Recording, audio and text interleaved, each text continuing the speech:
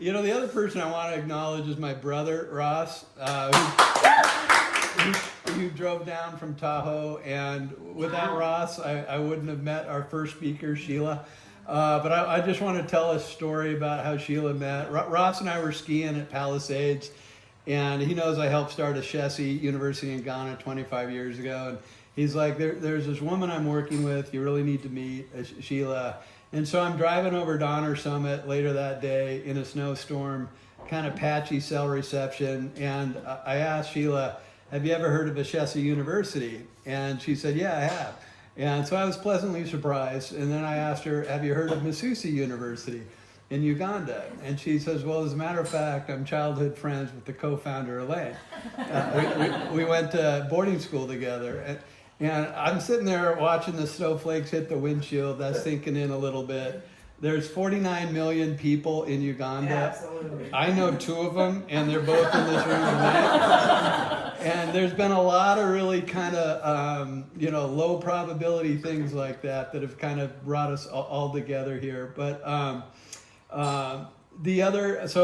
want to kind of brag about Sheila a little bit. She'll go into more details, but this is literally a miracle. Somebody who grew up in a household of low means to make it out of Uganda into the highest levels of education in the U.S., and then at the highest levels of a corporate career in tech here, working in the Silicon Valley.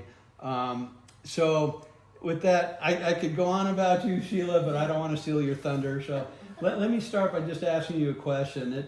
What brought you to getting involved in Masusi and kind of returning your focus to Uganda a bit? Thank you, Neil.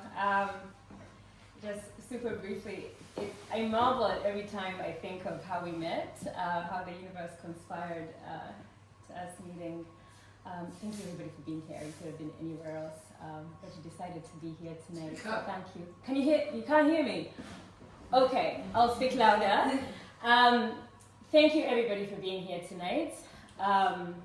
One thing to point out before I answer your question, Neil, we do have postcards on the tables that have testimonials of high-performing Ugandan students, high schoolers who are so eager for Masusi University doors to open. So I encourage you during the course of the evening to take a look and read their stories. I think they're so inspiring.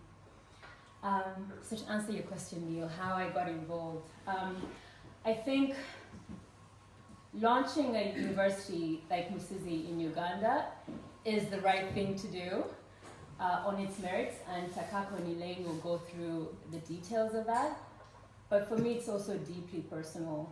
I was born in Uganda, in Kampala, and raised by a single mother who believed that having an education was non-negotiable for us. And so she made sure that we went to the best schools that she could afford anyway, and our grades would allow us to go to. And one of those good schools was St. Mary's, where I met Elaine in high school as teenagers. So when Elaine told me about this amazing venture, I thought, wow, this is the thing that we've always wanted to have in Uganda, and my friend is a part of it. So, but I'm fast forwarding. So I was born in Uganda, raised in Uganda, all that. When I was 17, I applied to the United World College program. I don't know if anyone's familiar with it. You are cool. For those who are not, it's a co-ed international baccalaureate-based boarding school program with 14 campuses across the world. At the time that I applied, there were 4 spots across all of Uganda. 4 spots across for 200,000 students that were eligible that year. I knew that I had the grades, but I didn't like my odds. So I was hesitant to apply, but my mom insisted. In her tenacity, she was like, you're gonna do it, you're gonna apply. And that didn't surprise me too much because my mom for as long as I can remember, her dreams for her children were bigger than the size of her wallet. So there I was applying for this school, no chance of getting in, but unbelievably, I won that scholarship, and that one yes changed my life. I ended up in the UK for high school, and then moved to the US to Minnesota, where I went to Macalester College, a small liberal arts college. Oh, yeah, nice. Go Mac! Went to Mac for 4 years, and then went on to MIT to study electrical engineering and computer science. Got my master's. Go electrical engineer!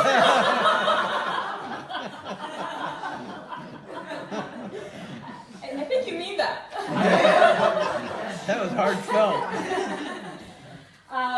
Got my master's and PhD in EECS, and then ended up in the Bay Area, where I've been leading the design and development of camera systems in consumer electronics and autonomous driving spaces, and Apple, and most recently Cruise.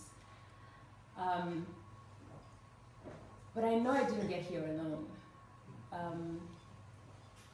I owe a lot of that to my mother, to my teachers, to my mentors, but most importantly to access to scholarships and quality education.